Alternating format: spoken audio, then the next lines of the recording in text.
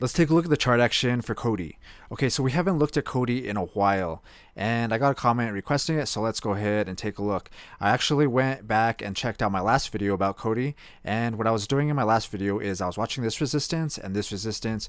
We had kind of like this double top like this, and I was saying if we break this bottom down here, then I'm targeting from the top to the bottom of the channel, or the double top, whatever you want to call it, dragging that to the breakout, and I was looking at a target down here at this previous resistance, or this target right here. We came down, hit that target, and then got a bounce. The thing that I'm watching now though, let's go ahead and just delete everything. We have resistance right here and resistance right here. It kind of looks like we're in a channel pattern right now, in my opinion. Let's go ahead and do this trend line like this, and then we have a bottom with support right here and support right here. Let's go ahead and drag this trend line from this point to this point, drag this out like this. I'm kind of watching this channel pattern. It looks like we're bouncing in between these two trend lines right here, pushing to the downside. Once we break this going to the upside, that'll be the good signal. If we break this going to the downside, we might be able to drag. I mean, either way, if we break up or down, we could probably drag from the top to the bottom of the channel, drag this to the breakout up or down, and we could be looking at either this previous bottom or previous support. We came down, bounce support, got a bounce. We might be looking at this level next, and let's go ahead and do a horizontal line, and I'll give you the number that we're looking at. We have a line right here sitting around 0.0934. Let's go ahead and do an orange. You're glad I did a limit order there. And so what I'm thinking is that if we break this going down, then this might be the spot that we might be looking at in a bearish scenario.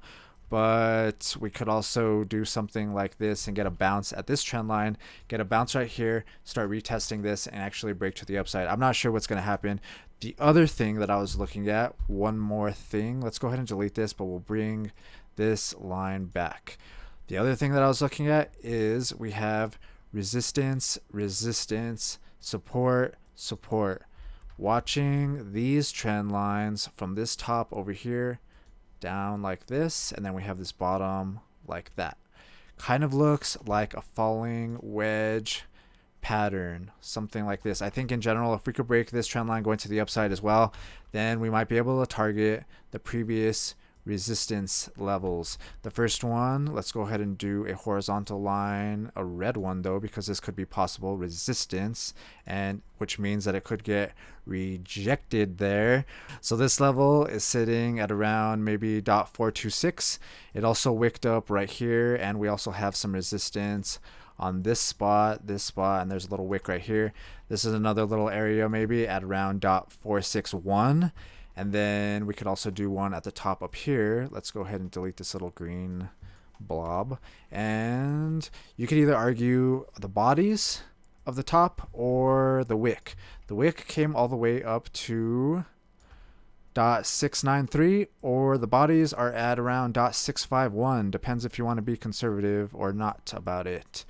And yeah, I think in general, if we could break this trend line going to the upside right there, that'll be good for this pattern. And then the other thing we're kind of looking at is maybe a trend line like this for this channel pattern.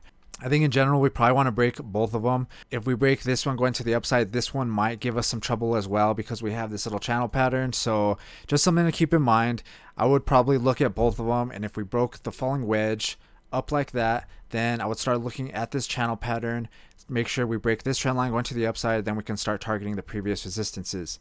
Like I said though, it's also possible that we break down and we break this bottom trend line as well. And this trend line is basically, I mean, this wedge pattern that I would drag from the top to the bottom of. So with the wedge, I would probably drag from the top to the bottom right here. It's very similar to the channel pattern target that I would be dragging to as well. So if we drag this to the downside, let's say we broke down here, I mean, it's possible that we go lower. It goes lower than that just because this target, but I would also be watching this support right here at around 0.091. Maybe we get maybe it gets a bounce right there. Maybe it goes lower. I don't know. These are just the spots that I would be looking at, and these are the trend lines that I would be looking at for support and resistance right here, and then also these target previous resistances as well. Let me know what you guys think though.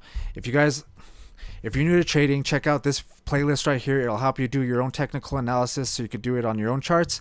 And then check out this other video right here, and it'll help you. And it talks about some of the video. Check out this other video right here. It's about some of the strategies I use in these videos. All right, if you like the video, hit that thumbs up button. I'll see you in the next one.